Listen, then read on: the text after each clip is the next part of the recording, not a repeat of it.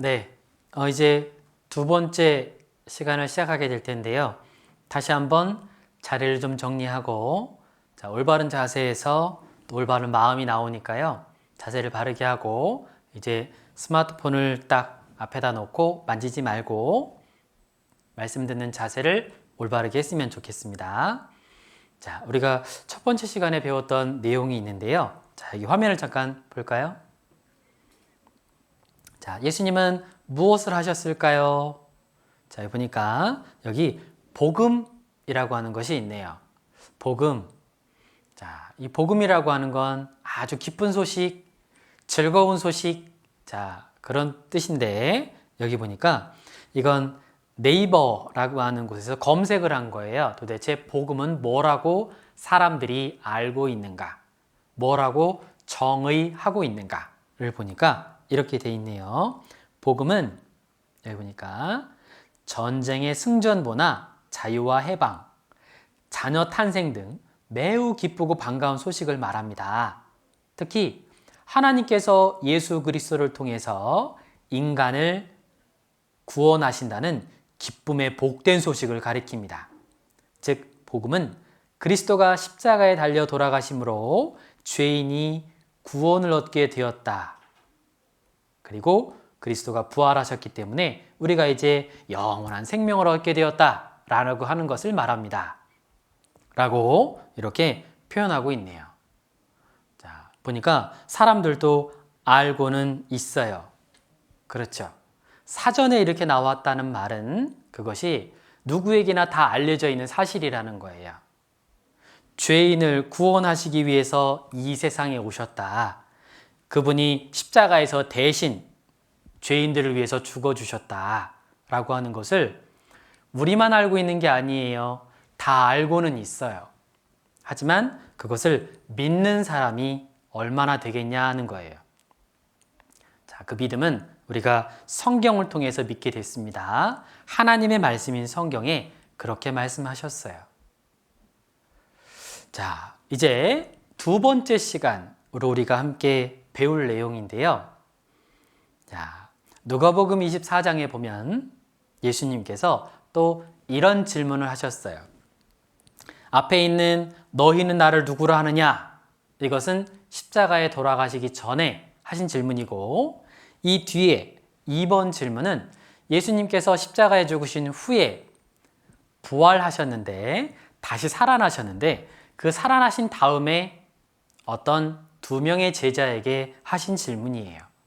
우리 이 성경을 같이 찾아볼까요? 누가복음 24장 같이 찾아보겠습니다. 누가복음 24장 13절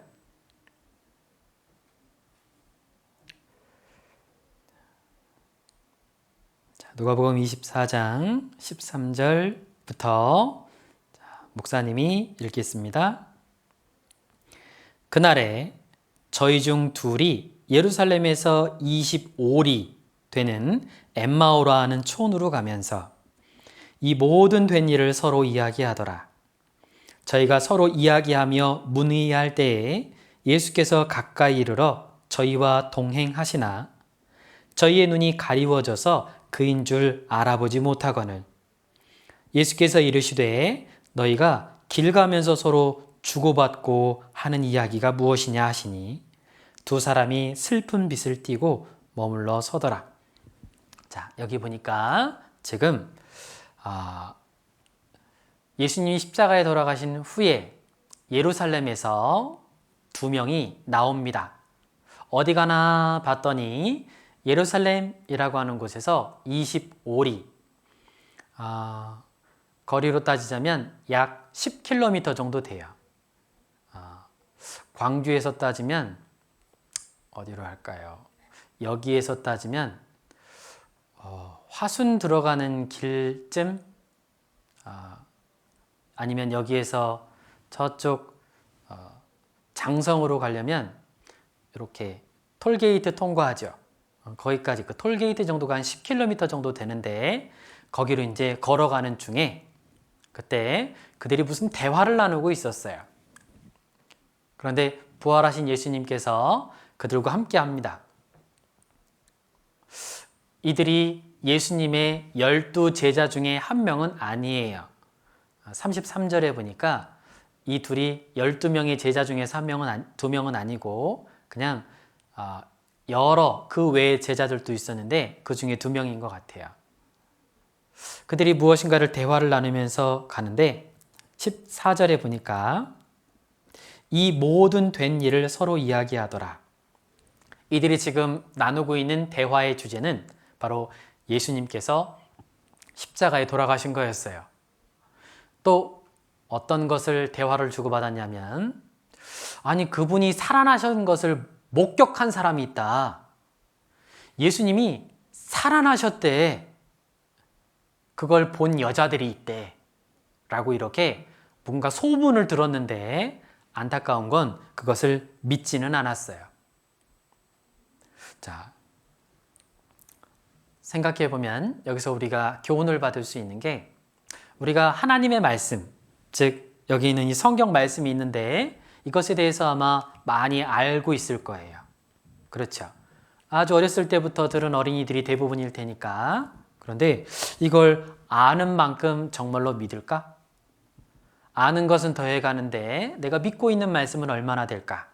한번 생각해 봤으면 좋겠네요. 그리고 또 한 가지 생각을 할 수 있는 건 이들이 예수님의 죽으심과 부활하심에 대해서 믿지는 않았지만 그것에 대해서 아주 깊이 있게 서로 대화를 나누고 있었다는 거예요. 어떤 대화를 나누느냐?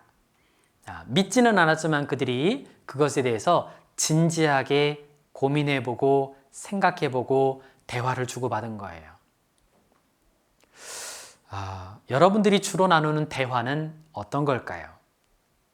자, 지금 이 2번째 시간에 아주 큰 주제는 무엇이냐면 예수님과 함께 걸어가기예요. 예수님과 함께 걸어가기.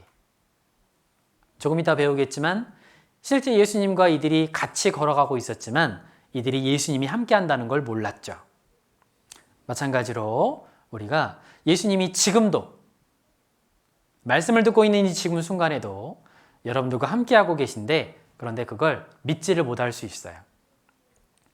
보이지 않는 예수님이 계시다고요? 네. 어떻게 그걸 믿을 수 있나요? 말씀하셨어요. 세상 끝날까지 너희와 항상 함께 있으리라. 그러니까 그렇구나.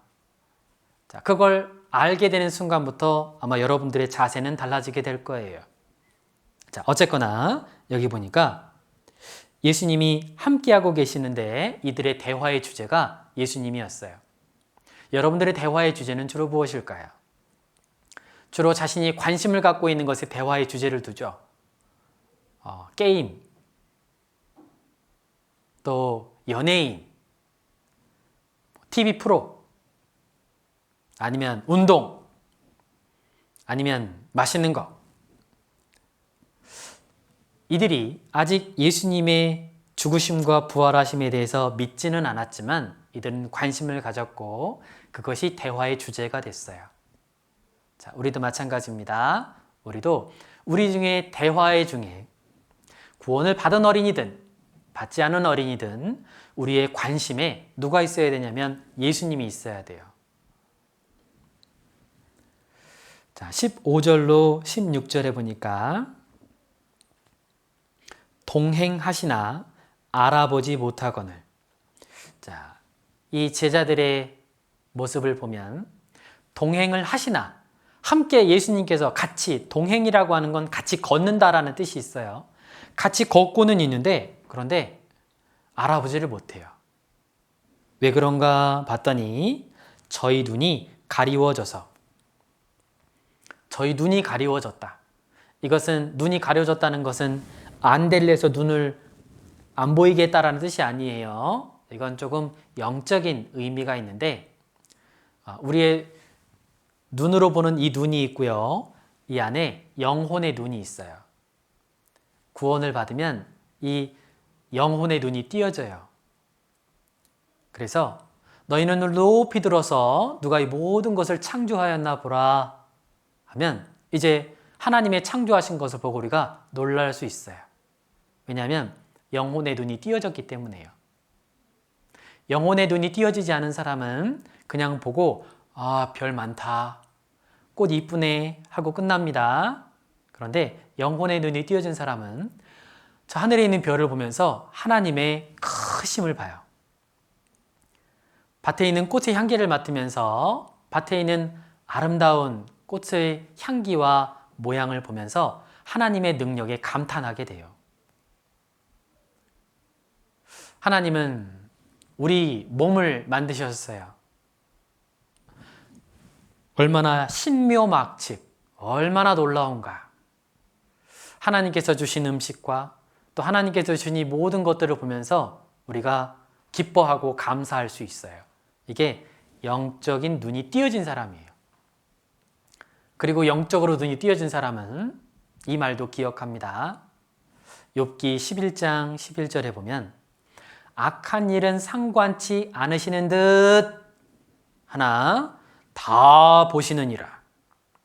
그러니까 영적으로 눈이 띄어진 사람들, 즉 하나님이 보고 계시다는 것, 하나님이 살아계시고 지금 나와 함께 하신다는 걸 믿는 사람은 함부로 죄를 막 짓고 살지는 못해요. 그게 영혼의 눈이 뜨여진 사람의 차이가 있는 거예요. 구원받지 않은 사람은요, 그냥 경찰한테 들키지만 않으면 된다고 생각해요. 그런데 믿는 사람은 그렇진 않아요. 자, 여기 17절에 보니까 두 사람이 슬픈 빛을 띠고 머물러 서더라.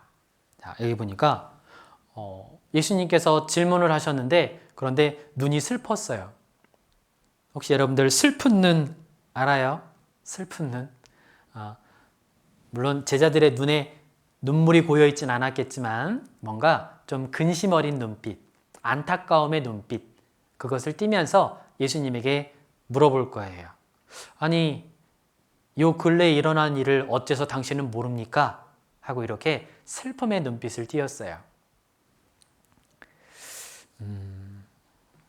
생각해보면 이들이 지금 슬퍼하고 있는데 예수님이 죽으시고 실제 부활하셨다는 것을 이들이 들었던 것을 믿었다면 그럼 이들은 이렇게 슬퍼하지 않았을 거예요. 구원받은 사람들이 슬픔에 너무 빠져 있다면 그것도 역시 맞지 않는 것이 예수님이 살아계신데요. 하나님이 함께 하시는데요. 그렇게 슬플 일도 또 반대로 너무너무도 기쁜 일도 없어요. 왜냐하면 다 지나갈 것이기 때문에. 여기 이 세상은 잠깐이니까요. 루터가 힘들 때마다 그때 외쳤던 말이 있답니다. 하나님이 살아계시다. 루터가 힘들고 지치고 목숨의 위협 가운데 있을 때 그가 종종 스스로 되뇌이면서 외쳤던 말이에요. 하나님이 살아계시다. 그가 여기에 계시다. 그 말이 지치고 힘든 루터의 그 몸을 일으켜 주었다고 해요.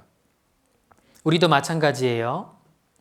힘든 일이 있을 때, 슬픈 일이 있을 때, 어려움 가운데 있을 때, 그때 우리의 마음속으로 꼭 외쳐야 할 것은 하나님이 여기 나와 함께하고 계십니다. 그걸 우리는 꼭 마음에 새겨야 되겠어요. 25절 볼까요? 누가복음 24장 25절 예수님께서 이제 말씀하십니다. 가라사대 미련하고 선지자들의 말한 모든 것을 마음에 더디 믿는 자들이여 그리스도가 이런 고난을 받고 자기의 영광에 들어가야 할 것이 아니냐 하시고 이에 모세와 및 모든 선지자의 글로 시작하여 모든 성경에 쓴 바 자기에 관한 것을 자세히 설명하시니라. 자, 여기 25절에 보면 미련하고 선지자들의 말한 모든 것을 마음에 더디 믿는 자들이여. 자, 선지자들의 말한 것 바로 구약 성경을 가리켜요. 구약에 하신 그 말씀을 마음에 더디 믿어요.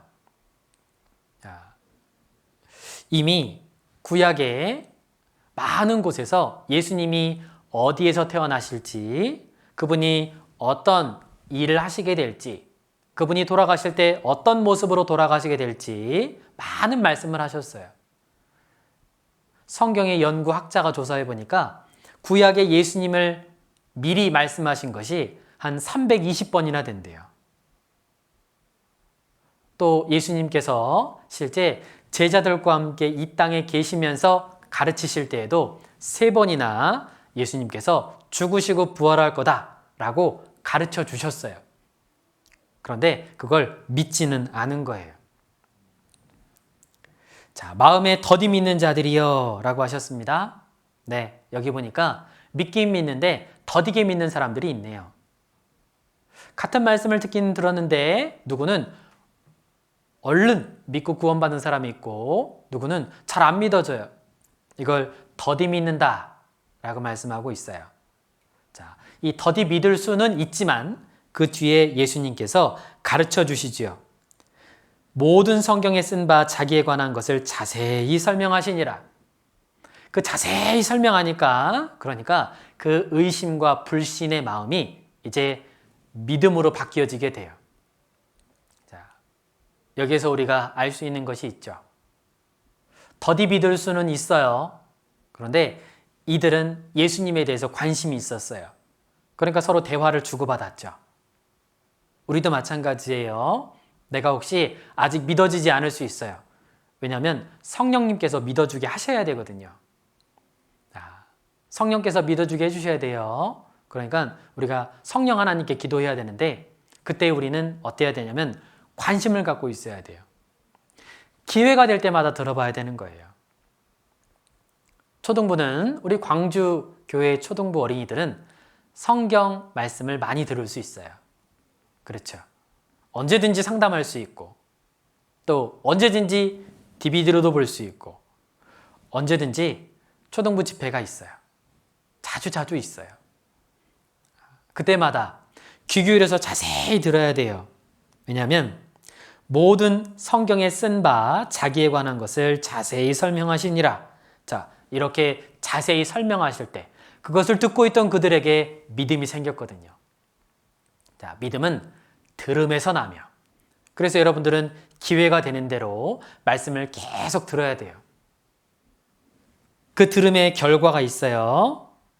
32절 저희가 서로 말하되 길에서 우리에게 말씀하시고 우리에게 성경을 풀어주실 때에 우리 속에서 마음이 뜨겁지 아니하더냐 하고 곧 그 시로 일어나 예루살렘에 돌아가 보니 11 사도와 및 그와 함께한 자들이 모여 있어. 자, 지금 이 두 제자 한 명은 글로바라고 하는 제자인데 한 명은 이름이 없네요. 이름이 없는 제자. 그 2명이서 원래는 엠마오로 가려고 그랬는데 예수님 만나고 나서 이제 예수님께서 자세히 풀어서 알려주시니까 마음이 뜨거워졌어요. 아, 정말 그렇구나. 예수님이 죽으시고 나서야 부활하신 거구나. 부활. 예수님께서 살아나시기 위해서는 죽음이라는 것이 필요했구나. 알게 되니까 이제 그 위험했던 예루살렘으로 다시 돌아갔어요.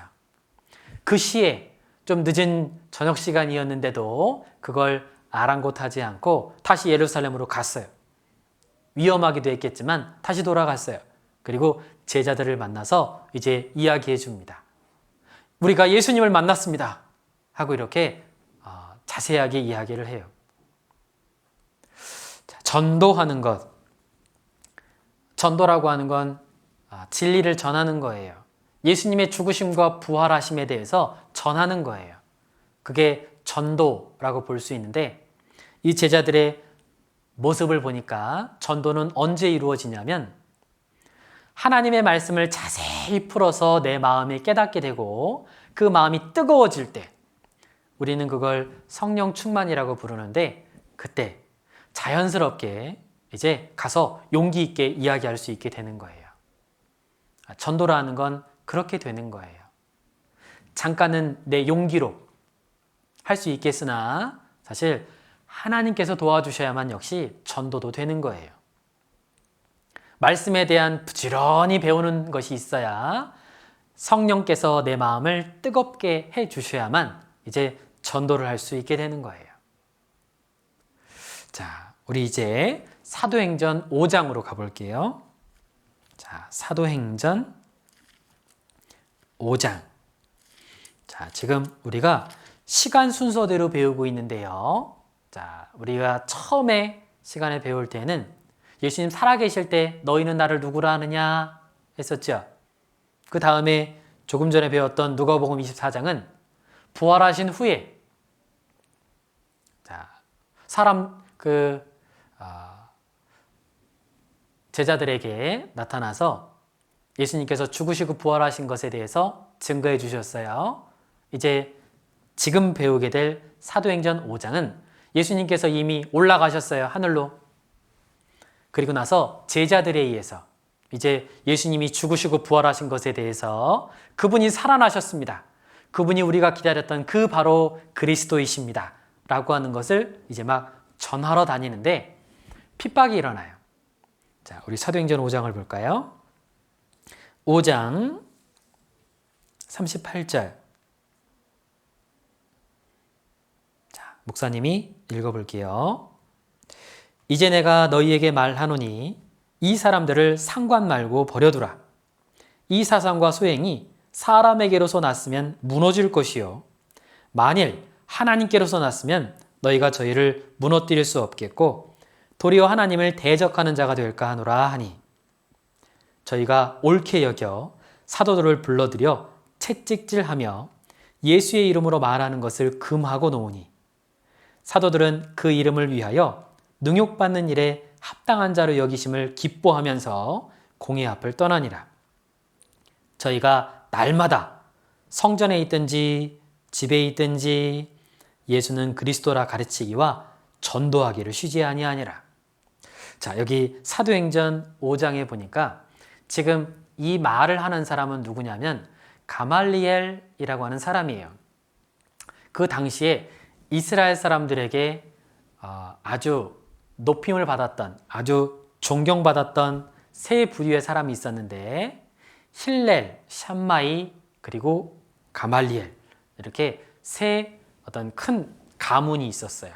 아주 훌륭한 가문인데 그 가말리엘이라고 하는 사람이 자꾸 예수님의 제자들이 그가 살아났다고 막 주장하니까 이제 그 예수님의 제자들을 감옥에 가두고 채찍으로 막 때리고 막 그랬어요. 그 말 하지 말아라 하고 막 했어요. 그때 이 가말리엘이라고 하는 그 당시에 이스라엘 사람들에게 존경받았던 한 사람이 이렇게 말했어요. 지금 이 사람들이 전하는 것이 진짜로 하나님께로서 났다면 그러면 무너뜨릴 수 없을 겁니다. 그런데 이것이 사람에게서 난 것이라면 곧 무너져 버릴 겁니다. 이렇게 말하니까 이제 그냥 풀어줘요. 몇 대 때리고 풀어줍니다. 제자들이 기뻐하면서 가서 이제 전도해요. 자, 여기에 우리가 전도를 하면서 용기를 얻을 수 있는 말이 있어요. 뭐냐면 정말로 이것이 진리구나. 우리 교회가 정말로 하나님의 복음을 올바르게 전하는 정말로 진리가 맞구나 라고 하는 것을 알 수 있는데 이 가말리엘이라고 하는 사람은 물론 예수님을 믿는 사람은 아니에요. 이 사람 지금 예수님을 믿지 않습니다. 자, 그런데 이 사상이 지금 이 예수라고 하는 사람이 죽고 부활했다라고 하는 주장하는 그것이 진짜로 사실이라면 그러면 우리가 무너뜨릴 수 없을 겁니다. 그런데 진짜로 무너뜨릴 수가 없었어요. 지금 이 사건이 일어난 후로부터 2000년이 지났어요. 그런데 진짜로 예수님에 대한 복음이 전 세계에 다 퍼졌어요. 이 세상에 많은 종교들이 있지만 자기 나라의 언어로 글을 읽을 수 있는 것은 성경뿐이에요. 이 성경이 전 세계에 다 퍼졌어요. 예수님이 십자가에 죽으시고 부활하셨습니다 라고 하는 그 사상, 그것은 지금 다 퍼졌어요. 아마 지금 가말리엘이 지금 이 세상에 산다면 아마 정말로 이건 하나님께로부터 왔군요 라고 그렇게 말할 겁니다. 정말로 하나님이 정말로 예수님의 모습으로 이 땅에 오셔서 죽으시고 부활하셨군요. 라고 그렇게 아마 입으로 이야기할 겁니다. 41절에 보니까 그 이름을 위하여 능욕받는 일에 합당한 자로 여기심을 기뻐하면서. 자, 이 말씀을 보세요. 제자들이 어떤 마음으로 전도했나 한번 보세요. 보니까 기뻐해요. 기뻐해요. 어떻게 했는데요? 채찍으로 맞았는데요. 채찍으로 맞았는데 기뻐하고 있어요. 와, 신기하죠? 누가 날 때리는데 기뻐해요. 어떻게 그럴 수 있죠? 그 앞에 보니까 그 이름을 위하여. 자, 이게 답이네요. 자신들이 지금 이렇게 맞고 있고 고통을 받고 있지만 그런데 누구를 위해서 하고 있냐면 그 이름을 위하여. 즉 예수님을 위해서 자신이 이런 고통을 당하고 있다고 생각하니까 기쁜 거예요. 내가 누구를 위해서 일하느냐? 그건 참 중요한 문제예요. 구두를 닦아요. 자, 어떤 한 직업을 이야기해서 좀 죄송합니다. 구두를 닦아요. 아니다. 머리를 잘라요. 생각해 볼까요? 머리를 자릅니다. 미용사예요. 나름대로의 자부심을 갖고 하고 있습니다. 그런데 특별한 사람이 있어요. 누구냐면 대통령의 머리를 잘라요. 생각해 볼까요? 대통령의 이발사, 미용사를 생각해 볼까요? 그 사람은 아마 자부심이 있을 거예요. 자랑스러워 할 거예요. 왜냐하면 오늘도 TV 뉴스에 대통령께서 나오셨는데 바로 전에 자신이 대통령의 머리카락을 잘라줬거든요. 대통령의 구두를 닦는 사람도 있을 겁니다. 열심히 닦았어요. 반짝반짝 빛나게. 그 사람은 뭐 볼까요? 네, 뉴스에서 대통령이 구두만 쳐다보고 있습니다. 자기가 닦았거든요. 하물며 우리가 하나님의 일을 한다고 생각해 볼까요? 그러면 어떤 것보다도 자부심이 있고 어떤 것보다도 자랑스러운 거예요. 좀 힘들지라도 내가 지금 하나님을 위해서 일하고 있다. 더군다나 나를 사랑하셔서 나를 위해서 십자가에 죽어주신 그 예수님을 위해서 내가 조금의 핍박을 받을 수 있다면 그건 기쁜 일이고 자랑스러운 일이 될 거예요. 42절 날마다 가르치기와 전도하기를 쉬지 아니하니라. 네, 그들이 이제 돌아가서 뭐 했냐면 계속적으로 전도했어요. 날마다라고 했죠. 네, 날마다. 만나는 사람마다 누구에게든지 예수님의 죽으심과 부활을 전했어요. 자, 이 전도라고 하는 것은 길을 가르쳐 준다라는 뜻이에요. 길을 가르쳐 준다. 올바른 길을 가르쳐 준다. 그런데 왜 전도하는 것이 어려울까요? 한 2, 3년 전쯤에 한번 조사를 해본 적이 있어요. 설문조사를 해봤어요. 왜 전도를 어려워하시지요? 하고 이렇게 질문을 해봤어요. 그랬더니 몇 가지의 답들이 나왔는데, 자, 여러분도 한번 생각해 보세요. 나는 왜 전도를 어려워할까? 자, 여기 보니까 전도를 하지 않는 이유는 무엇입니까? 라는 그것에 대한 질문에 첫 번째 많이 얘기했던 건 바로 용기가 없어서요. 그랬어요. 10명 중에 3명이 그렇게 답을 하네요. 전 용기가 없어서요. 또 남은 또 10명 중에서 3명은 이제까지 몇 번 해봤는데요. 계속 거절당해서 두려워요. 이게 3명이 또 그렇게 답을 하네요.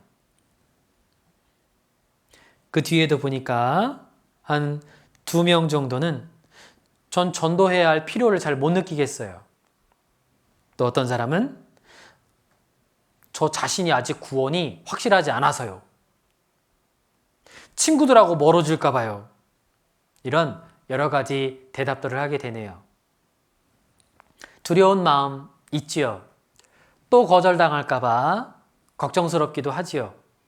하지만 전도라고 하는 것은 우리가 당연히 해야 될 것이고 그 사람이 구원을 받냐 받지 않느냐 그건 이제 그 사람과 하나님과의 문제예요. 우리는 외치는 거고 그리고 이제 그 사람이 구원을 받느냐 안 받느냐는 하나님과 그 사람이 해야 될 일이에요. 근데 내가 외치지도 않으면, 내가 전도하지도 않으면, 그러면 하나님께서 말씀하시기에 그 벌을 하나님께서 나에게 물으시겠대요. 잘못을 물으시겠대요. 왜 전도하지 않았느냐? 고린도전서 1장에 보면 전도에 미련한 것으로 믿는 자들을 구원하시길 기뻐하신다고 하셨는데 너는 왜 전도하지 않았느냐? 라고 그렇게 하나님께서 물으실 거예요. 자, 여기 잠깐 볼까요? 자, 임마누엘, 이사야 7장 14절에 보면 처녀가 잉태하여 아들을 낳을 것이요 그 이름을 임마누엘이라 하리라 하셨으니 이를 번역한즉 하나님이 우리와 함께 계시다 함이라. 네, 하나님이 우리와 함께 계세요. 여기 지금 화면을 보니까 한 아기가 태어났어요. 이 한 아기는 누구를 가리키냐면 예수님을 가리켜요. 한 아들을 우리에게 주신 바 되었는데 전능하신 하나님이라. 이분은 하나님이 사람이 되신 분이에요. 그리고 그의 이름이 임마누엘, 하나님이 우리와 함께 계시다. 자, 전도. 이 전도를 거꾸로 하니까 도전이더라고요. 자, 전도는 도전하지 않으면 안 돼요. 자, 축호 전도하다. 한 집도 거르지 말고 전도하자. 자, 이게 과거 선교사님들께서 우리나라에 오셨었을 때의 외침이었답니다. 특정 누군가에게 가서 전도하는 게 아니라 한 집도 거르지 말고 하자. 축호 전도. 자, 이 글귀를 보면서 목사님 참 도전이 됐어요. 전도를 누군가의 특정한 사람들, 나랑 친한 사람, 나의 가족, 나의 친척, 내가 좋아하는 사람, 그게 아니라 한 집도 거르지 말고, 이게 축호 전도라는 뜻인데요. 예수님께서도 그렇게 전도하셨어요. 우리가 가까운 마을들로 가자. 거기서도 전도하리니 내가 이를 위하여 왔노라. 예수님은 자신을 환영하는 사람이나 환영하지 않는 사람이나 예수님에 대해서 아는 사람이나 모르는 사람이나 누구든지 간에 전도를 하셨습니다. 그건 우리들에게도 그렇게 하라고 가르쳐 주시는 거예요. 자, 여기 밑에 여러 가지 질문들이 있네요. 보니까 전도는 말 잘하는 사람만 하는 거 아닐까요? 아니요. 전도는 성령이 너희에게 임하시면 권능을 받고 예루살렘과 온 유대와 사마리아와 땅끝까지 이르러 내 증인이 되리라. 그건 성령이 임한 모든 사람, 구원받은 모든 사람이 해야 될 일이에요. 전도하면 시간 많이 뺏기지 않나요? 네, 맞아요. 시간도 뺏길 뿐 아니라요. 내가 하고 싶은 것도 못해요. 그리고 돈도 쓸 때가 있어요. 때로는 오해받기도 해요.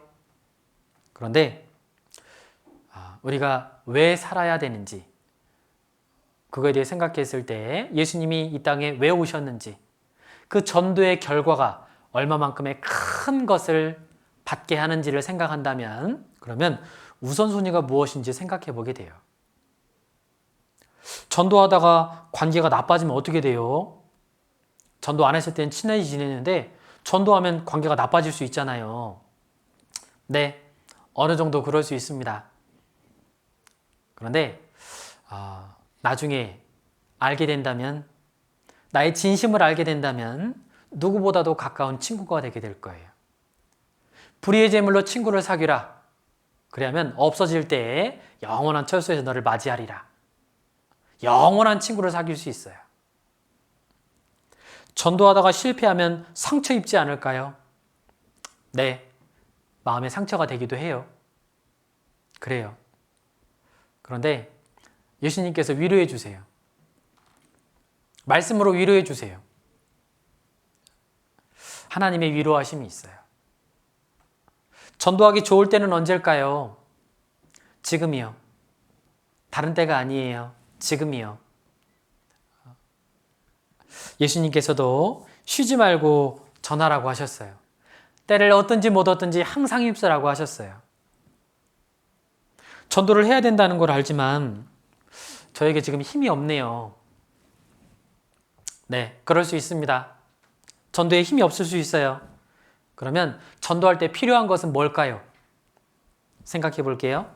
전도할 때 필요한 것 첫 번째, 우리 말씀 찾아볼게요. 로마서 1장.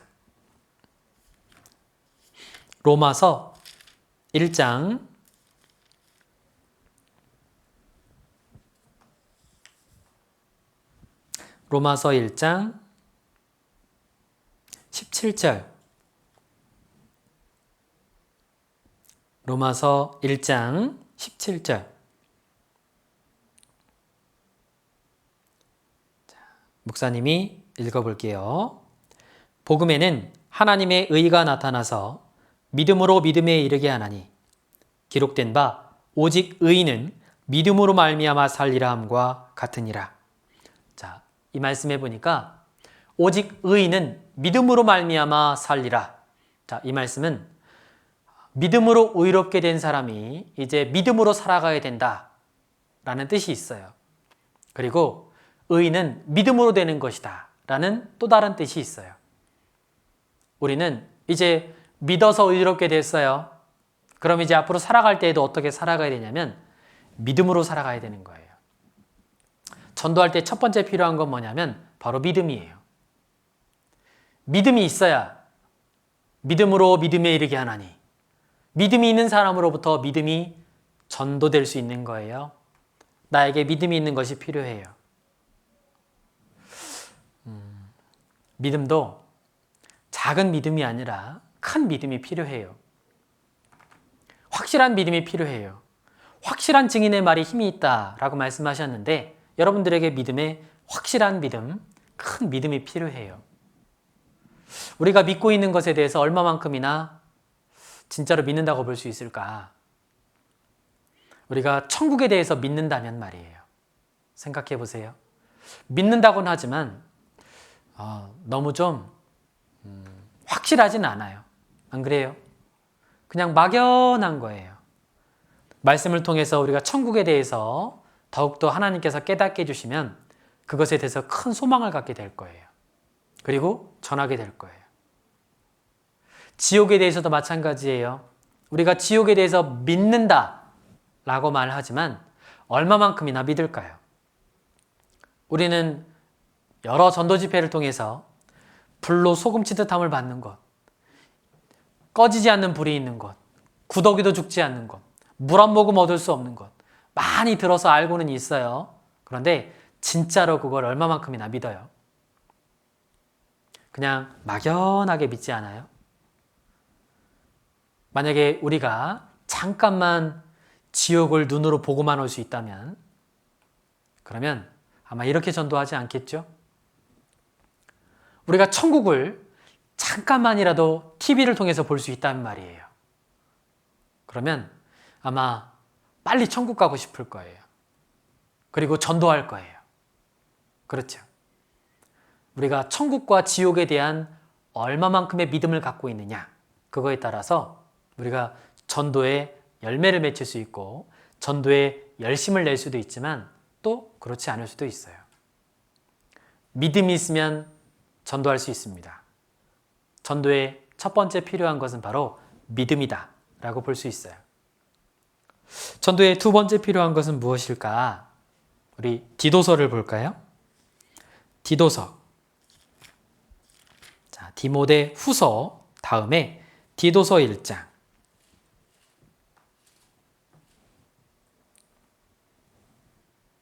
디도서 1장 2절. 디도서 1장 2절. 목사님이 읽을게요. 영생의 소망을 인함이라. 이 영생은 거짓이 없으신 하나님이 영원한 때전부터 약속하신 것인데 자기 때에 자기 말씀을 전도로 나타내셨으니 이 전도는 우리 구주 하나님의 명대로 내게 맡기신 것이라.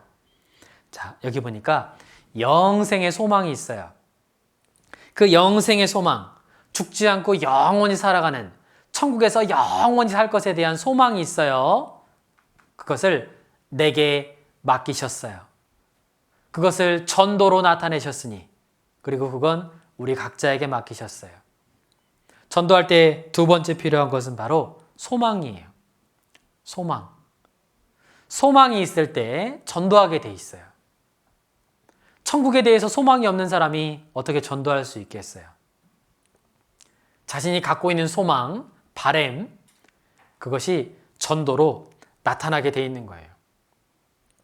제자들이 예수님께서 죽으시고 부활한 모습을 보면서 이제 그들이 용기 있게 전도해요.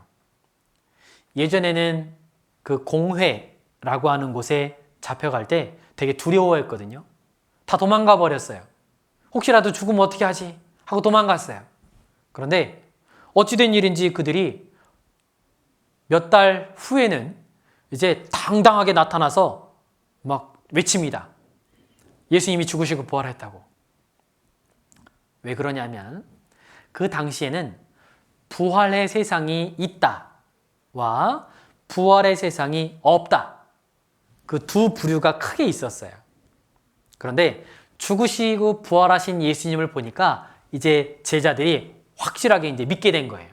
아, 부활의 세상이 있구나. 이제 영생의 소망을 갖게 된 거예요. 그러니까 야고보가 먼저 순교를 당하는데 그 순교당한 야고보 바로 다음에 베드로가 붙잡혔는데도 베드로가 두려워하지 않아요. 왜냐하면 내일이면 부활하신 예수님 만나겠구나 생각하니까 괜찮았던 거예요. 죽음의 과정은 고통일지 모르겠으나 곧 예수님 만나는구나. 죽어서 모든 것들이 끝나는 게 아니구나. 죽은 뒤에 부활의 세상이 있구나. 그걸 알게 되니까 이제 제자들이 용기가 난 거예요. 그리고 전도할 수 있게 됐어요. 부활의 소망, 영생의 소망, 그걸 알게 되니까 그들이 전도할 수 있었던 거예요. 전도하는 사람에게 필요한 세 번째, 자, 믿음, 소망, 네, 사랑. 맞아요. 사랑이 필요해요.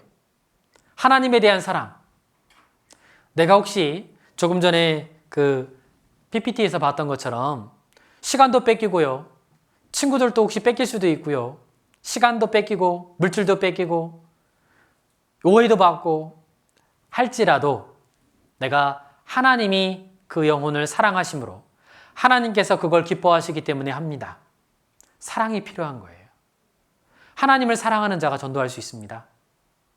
그리고 이웃을 사랑하는 자가 전도할 수 있어요.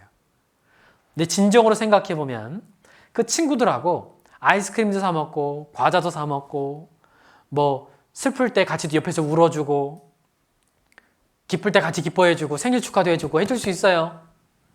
선물도 큼지막한 거 해줄 수 있어요. 그런데 만약에 전도하지 않는다면 그러면 가장 소중한 걸 안 해주는 거예요.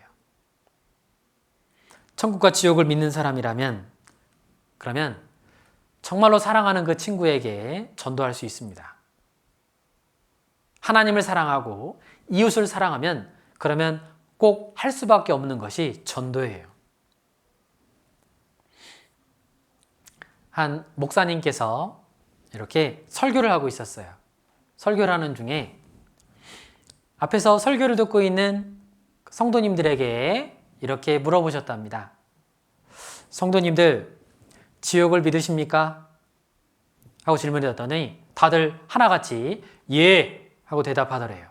네, 믿습니다. 그런데 목사님께서 한마디를 하니까 그 성도님들이 부끄러워서 고개를 들 수 없었다라고 하는데 무엇을 질문하셨냐면 지옥이 있다라는 걸 믿는다면 왜 전도하지 않으십니까? 왜 가족들을 전도하지 않으시죠? 그 질문에 아무도 대답할 수가 없었대요. 맞아요. 상담을 하는 중에 목사님도 상담을 할 때 그런 분들을 보게 돼요. 저 믿는다니까요. 그런데 믿은 지 오래됐는데 아직도 가족을 전도할 생각을 안 해요. 그러면 지옥을 믿는다는 사람이 가족을 전도 안 하니까 이상한 거죠. 이상하네요. 믿지 않는다고 하든지 아니면 믿는다면 그러면 전도해야죠. 안 그래요? 죽음 뒤에 세상이 있고 지옥이 있다라는 걸 믿는다면 그러면 그냥 둘 수는 없지 않을까요? 믿음이란 그런 거예요. 예전에 역시 한 목사님께서 설교를 하시는데 이런 내용이 있더라고요. 자, 읽어볼게요. 예의 바르게 지옥 보내기,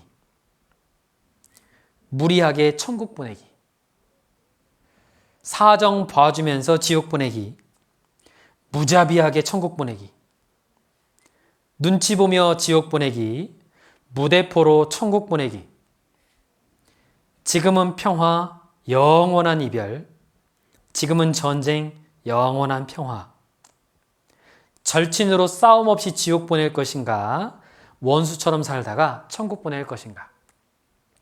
어때요? 들어보니까 뭔가 좀 이상하죠? 분명 예의 바르게 천국을 보내야 되는데 예의 바르게 지옥 보내요. 사정 봐주면서 천국 보낼 것 같은데 아니요. 사정을 자꾸 봐주면 지옥 보내는 거예요. 눈치 보며 지옥 보내기. 그 사람 눈치 보다가 그냥 지옥 가는 걸 보고만 있어야 되는 거예요. 자, 전도 정말로 어려운 건 맞아요. 내 힘으로 할 수 없어요. 맞아요. 하나님께서 도와주셔야 돼요. 먼저는 우리가 해야 할 일이 기도하는 일이에요. 하나님, 저에게 믿음이 없으니 믿음을 주십시오. 하나님, 저에게 소망을 주시고 저 영혼 사랑할 수 있는 마음을 주십시오. 사람들이 볼 수 없는 것을 보지 못하는 것을 볼 수 있는 눈을 주세요. 저 영혼 지옥 간다라는 그 영적인 눈이 저에게 띄어줄 수 있게 도와주세요. 저에게 용기를 불어넣어 주세요. 저에게 믿음을 주세요. 저 함께 하시고 계시다는 것, 임마누엘의 하나님이라는 걸 믿도록 도와주세요. 제가 혼자 가서 전도하는 게 아니라 주님 저와 함께 동행하고 계시다는 것, 저와 함께 가고 있다는 걸 저에게 믿도록 도와주세요. 그게 기도해야 될 내용이에요. 우리 사도행전 17장을 보도록 할게요. 사도행전 17장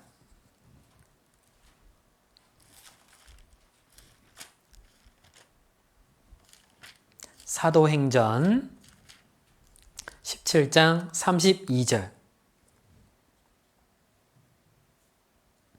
사도행전 17장 32절 자, 여기도 목사님 읽어볼게요. 저희가 죽은 자의 부활을 듣고 혹은 기롱도 하고 혹은 이 일에 대하여 네 말을 다시 듣겠다 하니 이에 바울이 저희 가운데서 떠나매 몇 사람이 그를 친하여 믿으니 그중 아레오바고 관원 디오누시오와 다말이라 하는 여자와 또 다른 사람들도 있었더라. 자, 보니까 전도할 때 사람들의 반응이 있네요. 전도는 부활의 세상이 있습니다. 죽은 뒤에 천국과 지옥이라고 하는 죽은 뒤의 세상, 부활한 후의 세상이 있습니다. 라는 말을 들었을 때 사람들의 반응이 크게 세 부류네요. 첫 번째, 기롱하는 사람들. 기롱이라고 하는 건 놀리는 거예요. 놀리는 거예요. 아, 그런 게 어딨어? 하고 조롱하는 거예요. 두 번째, 다시 들어볼게요. 뒤로 미루는 사람이 있어요.